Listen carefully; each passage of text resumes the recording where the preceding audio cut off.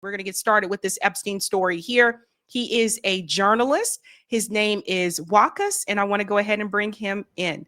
Hello. Thank you so much for coming on. Hi. Thank you, Sabrina, for having me. Really, really appreciate it.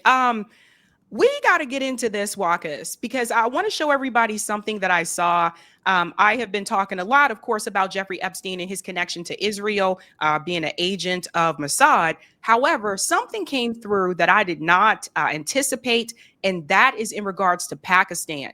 So shout out to Solomon. He shared this information. One of the emails that was leaked about Jeffrey Epstein, new emails from Jeffrey Epstein dated July 2018, reveal him calling former Pakistan PM Imran Khan a major threat to peace, worse than leaders like Erdogan, Khamenei, Xi, or Putin, and labeling him really bad news. And he put a copy of that email here. So he saw Imran Khan as a threat to peace.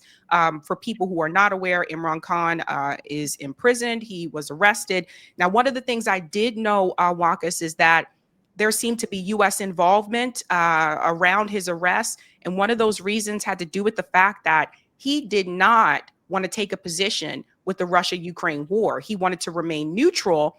Imran Khan had put out a video telling his supporters to fight back, like not to accept what was happening. And then, of course, later on, he was arrested. Now we see this connection here with Jeffrey Epstein and some involvement here about Imran Khan, where he was telling people that he was a threat to peace. Let's hear a little bit about that. Yeah, so this is a story I've been following for 3 years now, and it is so underreported in the US mainstream media. 250 million Pakistanis lost their democracy. They have been suffering for 3 years under a dictatorship, all because of this story that unfolded. So Jeffrey Epstein is in this email that you just showed. He's most likely talking to Steve Bannon. And this is during the Trump administration in 2018. So this person on the other side is most likely Steve Bannon, because if you look at the conversation, they're talking something about Koch brothers, and Steve Bannon had said something about them just 2 days earlier about like them putting their weight behind Trump, and he had issued an ultimatum. So this is what we can see. At that time, during Trump administration, Trump needed Imran Khan for the negotiations that were happening at that time with the Taliban for the withdrawal from Afghanistan. Trump, one of his campaign promises was withdrawing from Afghanistan. So he's talking to Imran Khan, and he's talking to Pakistan, having negotiations with Qatar, getting access to the Taliban. So the relationship at that time between Imran Khan and Trump is okay. But as you can see, at this time, Epstein is trying to spread this sentiment. See, nothing Epstein does is random. As we have found out, and as Dropsite News has reported for the past few weeks, half a dozen stories right now that have shown that Epstein was working closely with the Israeli state, and he had deep connections with the Mossad and the intelligence people and billionaires and people who run the government, people who run policies, who may not even be part of the government. Epstein was that kind of person. He was above and beyond Mossad. He was the state itself. So this was like some kind of this looming figure telling Steve Bannon that this person is an undesirable. So this was long before Ukraine war started, long before Imran Khan took that position. So Imran Khan has a good relationship with Trump. Trump goes away. Afghan war withdrawal bleeds into the Biden administration. Biden comes over, but Biden does not like Khan, because as soon as this withdrawal happens, and American forces are pretty humiliated the way the withdrawal happens, the scenes that we saw at the end of it, we saw that it was like a really badly managed, right? So as Biden administration wants to save face here, they asked Imran Khan in a very public interview if they would allow them to have military bases in Pakistan. Imran Khan says no military bases in Pakistan for a while. Wait, so just 1 second. The U.S. government wanted to have U.S. military bases in Pakistan? Yes, to keep an eye on Afghanistan. They call them over-the-horizon bases, so they could control Afghan airspace. This was one of the ideas floated as, withdrawal happened, and there was a really bad sentiment in America. So to counteract that sentiment, this idea was floated that we're not leaving forever. We're still there. We're going to have military bases in Pakistan, and we're going to take care of Afghanistan from those bases. This was the idea floated at that time. And Oh Imran my Khan shut God. it down immediately. There's an interview with this Axios reporter, and he says in that interview, he says absolutely not to military bases. So that is shut. Then eventually in 2022, Ukraine war starts. And Ukraine war starts. The day the Ukraine war starts, Imran Khan was due to visit Russia on that day. And he finds out, like, imagine waking up in the morning, you have a Russia visit today, and you find out that the Ukraine war has started. And he asks his military chief, he asks his diplomats if he should go or not. And they all say that this visit has been in the planning for years, actually. And such a state level visit from Pakistan to Russia has not happened. We need cheaper oil that Russia is selling, so you should go. And he goes. He wants to have an independent foreign policy. He does not take the pressure from the US that asks him not to go. So he goes there.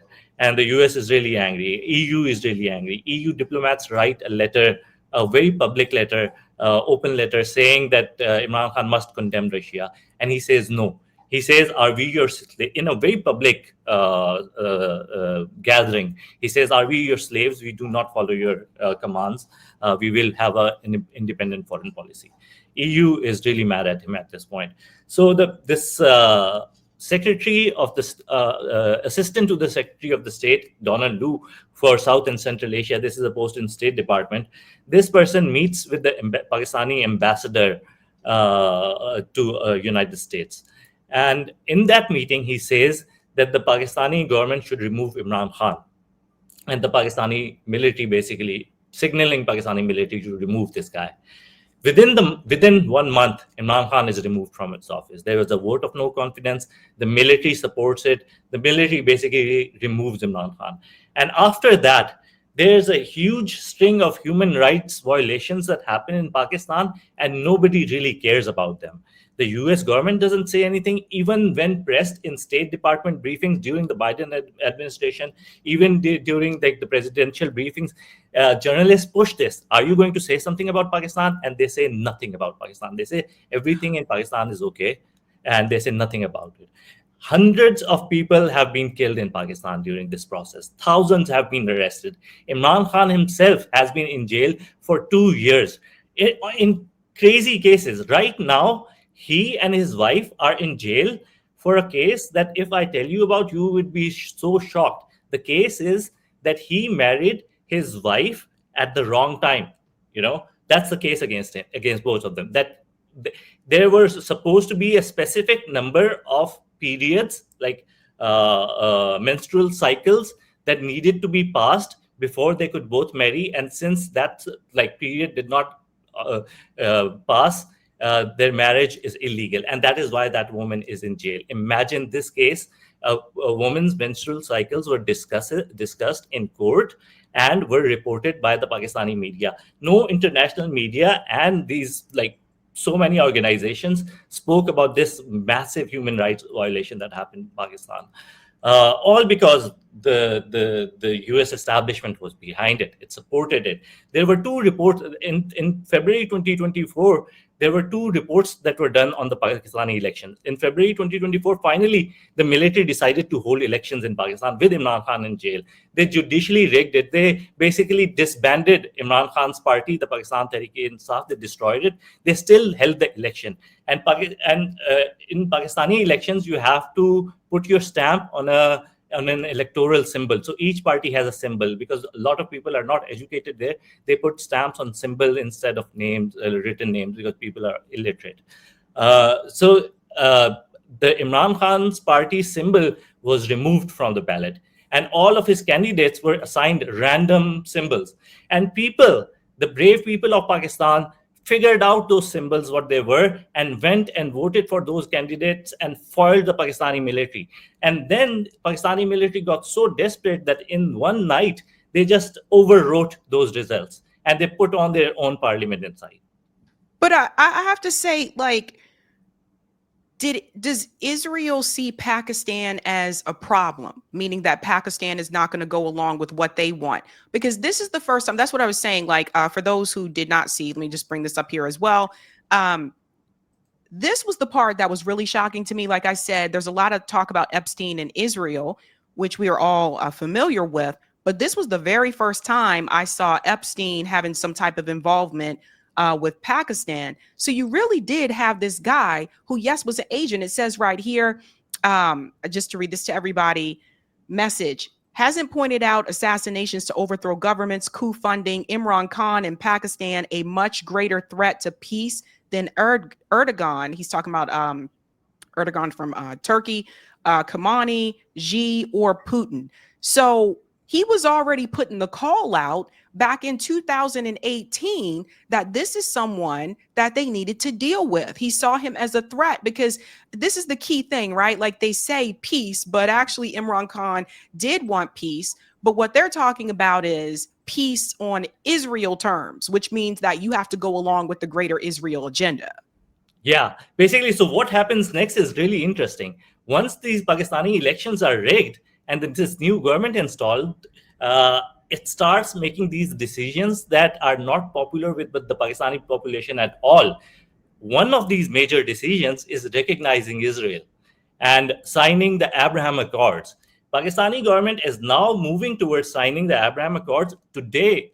Yesterday, the Pakistani state voted yes on this Security Council vote that effectively gives away the custody of Gaza to Israel and the United States. That has been condemned by various human rights organizations and activists as like really bad for people of Gaza. And the Pakistani government has been on board. Not just that, within Pakistan, when Pakistani people started protesting for Palestine and Gaza, they were shot at.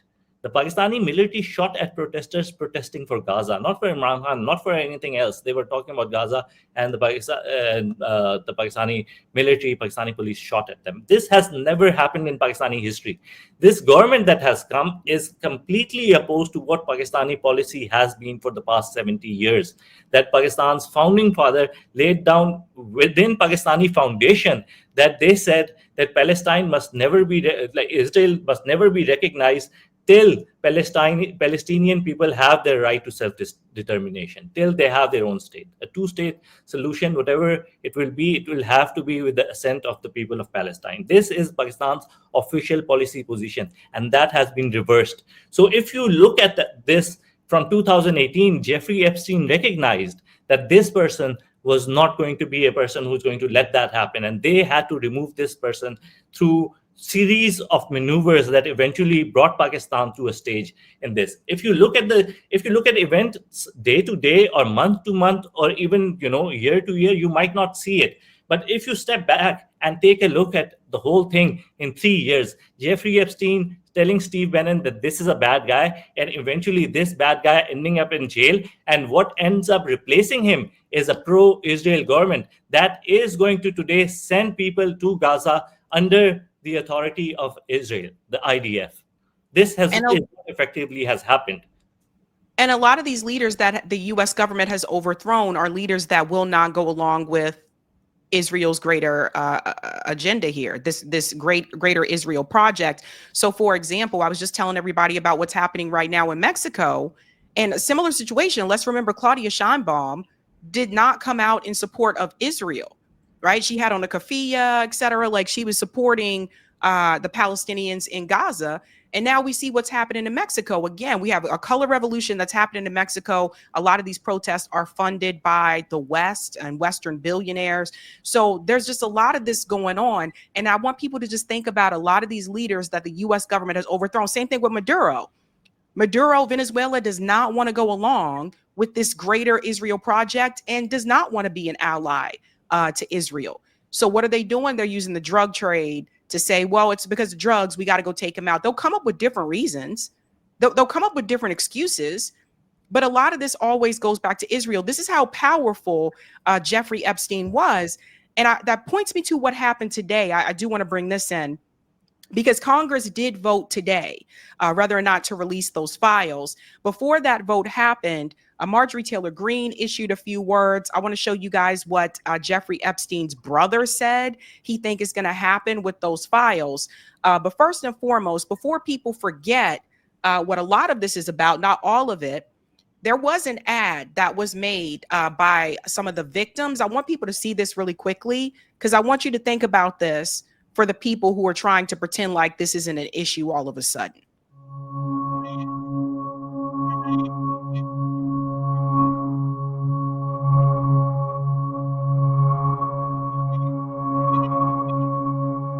I suffered so much pain. So much pain. So much pain. I suffered so much pain. I was 14 years old. I was 16 years old. I was 16, 17. 14 years old. This is me. This was me. This is me when I met Jeffrey Epstein. This is me when I met Jeffrey Epstein.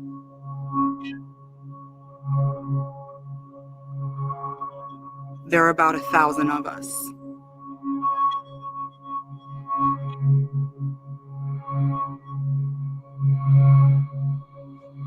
It's time to bring the secrets out of the shadows. It's time to shine a light into the darkness. Yeah. This is what I was saying, right? Like this was another thing that Jeffrey Epstein did on the side. But also to go along with the foreign policy, like Jeffrey Epstein wasn't just trafficking people.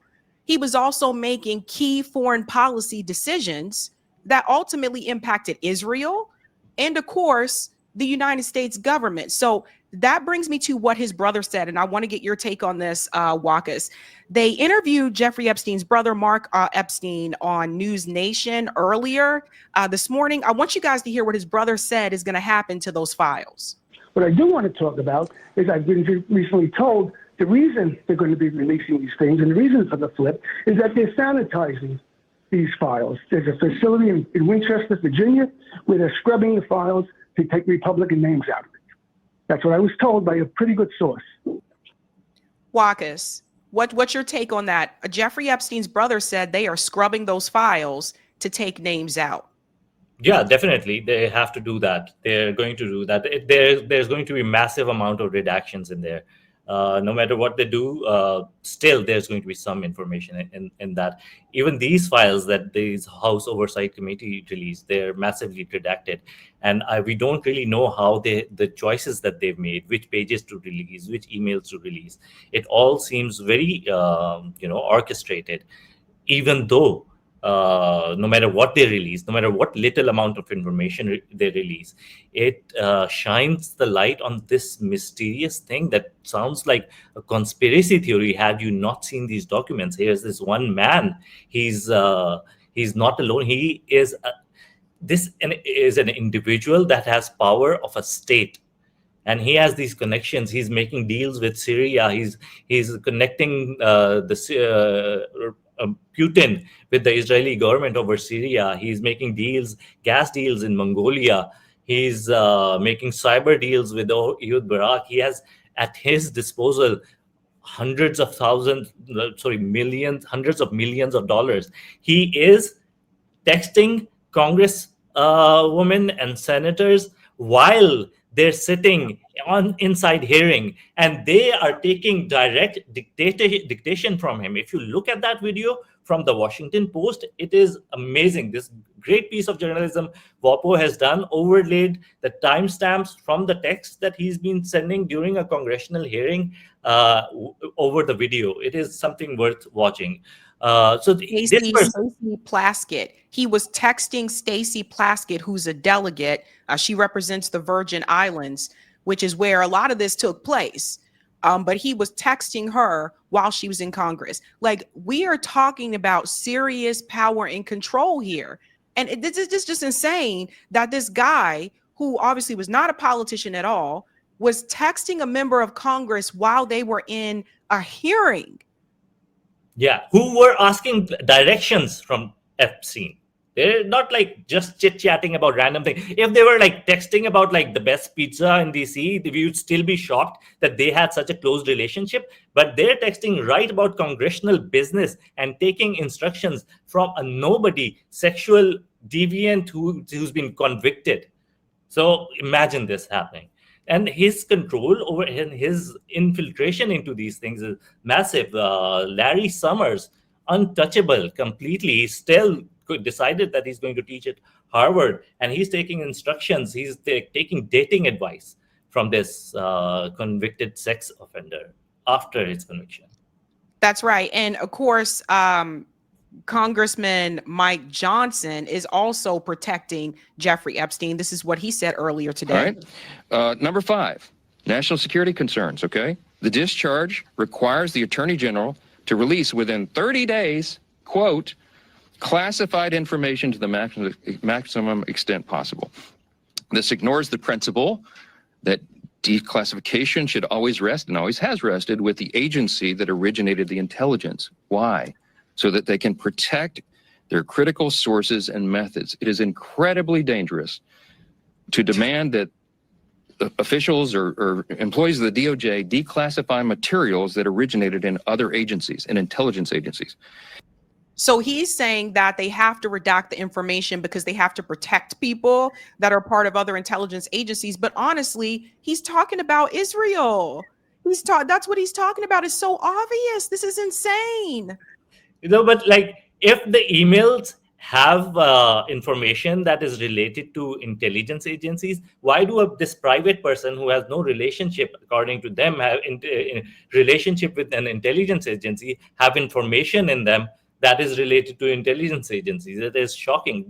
These are not like CIA official documents that they're going to release that would expose their methods and people and sources.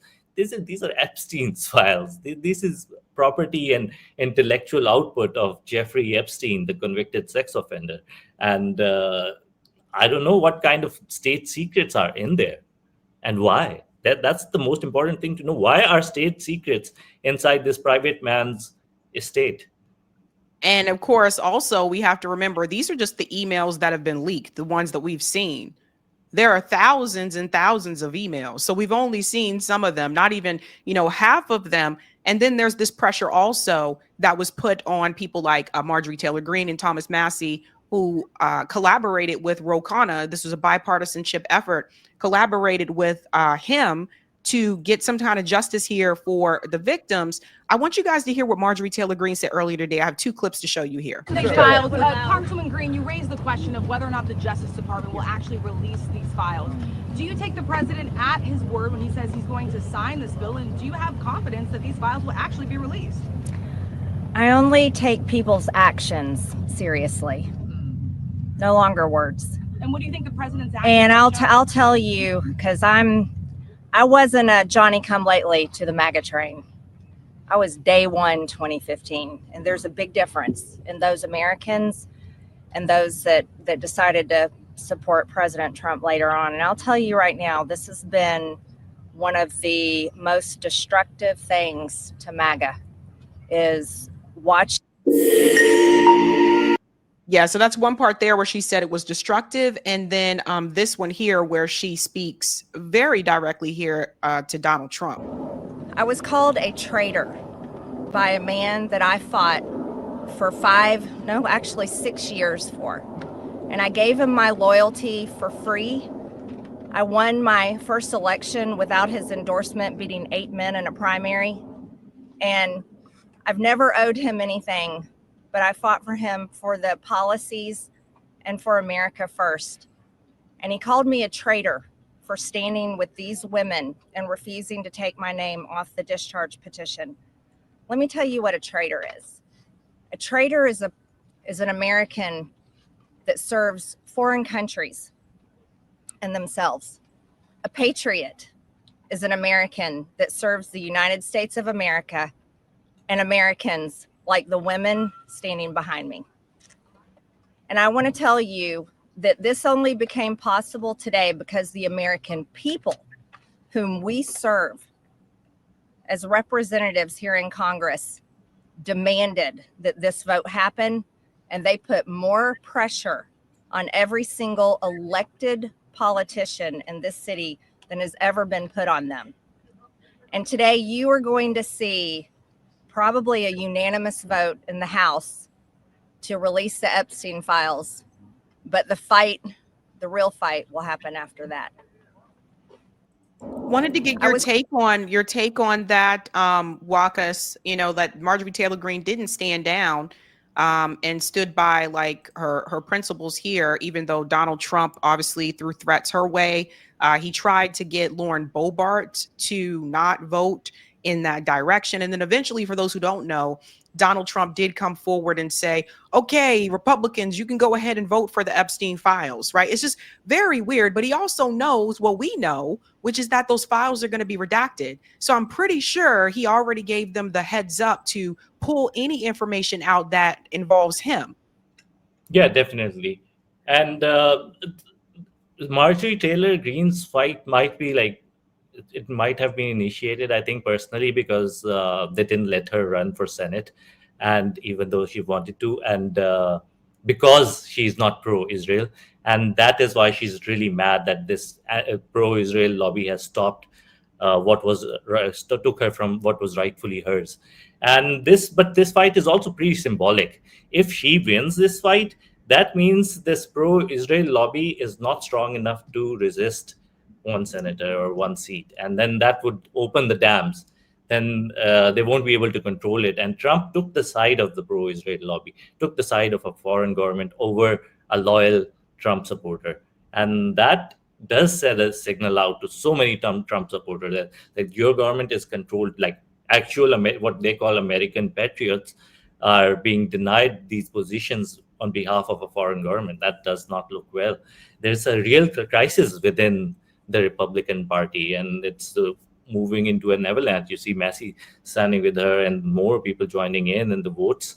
Nobody's going to, now that these positions are clear, it would be a very risky career-wise as a politician to vote against releasing Epstein files.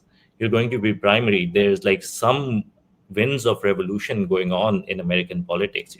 You can feel it, even though it's slow. There's something moving. And it's happening. And it moved because here's the vote. For those who have not seen, Rokana shared this, 427-1 is a landslide for survivors. The Senate should pass my and Thomas Massey bill quickly and send it to Donald Trump's desk. So now it goes on to the Senate. Again, 427.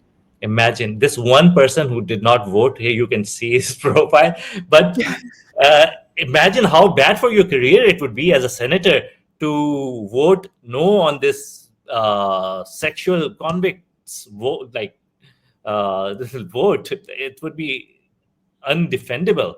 So I don't think it's going to get blocked in the Senate either. It's going to pass through, and then it will be on Trump's table, and then even Trump would be helpless against it. You see, this is the thing that he's been trying to avoid. They've been trying to avoid Trump having to sign on something that is his own, could intimidate himself.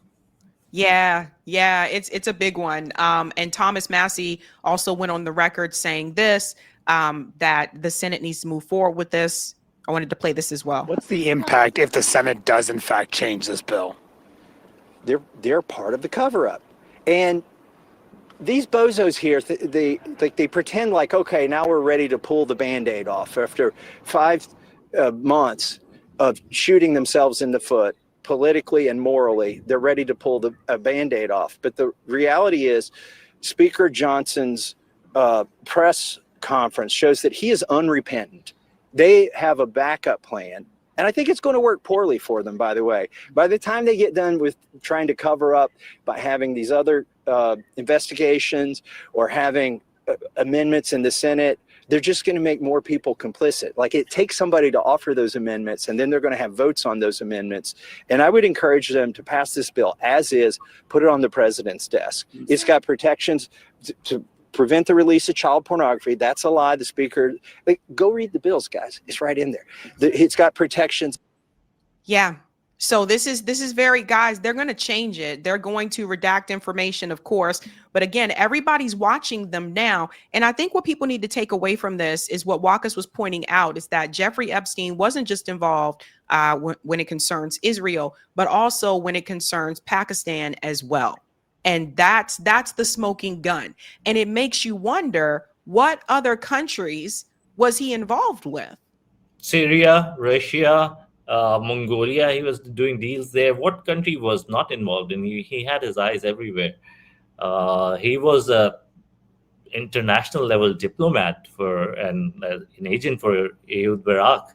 He was making really crazy deals. He was a diplomat in some senses.